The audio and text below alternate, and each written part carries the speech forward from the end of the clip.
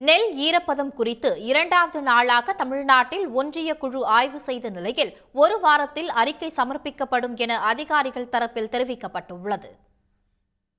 தமிழ்நாட்டில் வடகிழக்கு பருவமழை தீவிரமடைந்துள்ள நிலையில் நெல் கொள்முதலுக்கான ஈரப்பத அளவை 22% உயர்த்த விவசாயிகள் கோரிக்கை விடுத்தனர். இது தொடர்பாக தமிழ்நாடு அரசின் பரிந்துரையை ஏற்று ஒன்றிய அரசு 3 ஆய்வுக் குழுக்களை அனுப்பி வைத்துள்ளது. திருவள்ளூர் மாவட்டம் செம்பேட்டையில் உள்ள கொள்முதல் நிலையத்தில் ஆய்வு மேற்கொண்ட ஒன்றிய குழு நெல்லின் ஈரப்பதம் குறித்த விவரங்களை கேட்டறிந்தது. பின்னர் ஆய்வுக்காக நெல்மணிகளை குழுவினர் எடுத்துச் சென்றனர். பொன்னேரி அடுத்த நத்தம் கிராமத்திலும் ஆய்வு மேற்கொண்டனர்.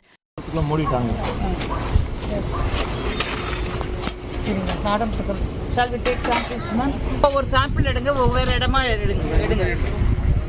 சர்க்கிள் மேல நீ போயிட்டு பாஸ்கர்.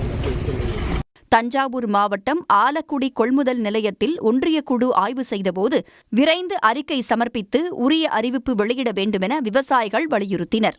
பார்வையிட வரவங்கள்ட்ட எங்களுக்கு இந்த வருஷம் முழுமையான நிபந்தனை இல்லாமல் ஈரப்பதத்தை தளர்த்தி தரணுங்கிற கோரிக்கை நாங்கள் வச்சிருக்கிறோம். ஏன்னா எப்போ வேணாலும் மழை வந்துக்கிட்டே இருக்குது. இன்னும் 2 மாதம் இருக்குது. நவம்பர் டிசம்பருங்கிறது கடுமையான கனமழை இருக்கிற காரணமாக இருக்குது. அதில் ஈரப்பதத்தை முற்றிலும் தளர்த்தணுங்கிற கோரிக்கை வச்சிருக்கிறோம்.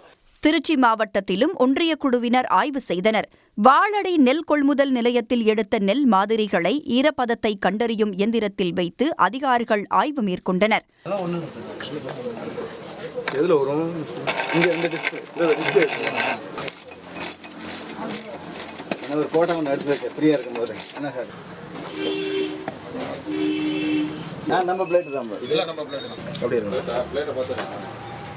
புதுக்கோட்டை மாவட்டம் கந்தர்வக்கோட்டை அருகே கல்லாக்கோட்டை என்ற பகுதியில் ஒன்றிய உணவுத்துறை இணை இயக்குநர் RK ஷாகி தலைமையிலான குழுவினர் ஆய்வு மேற்கொண்டனர்.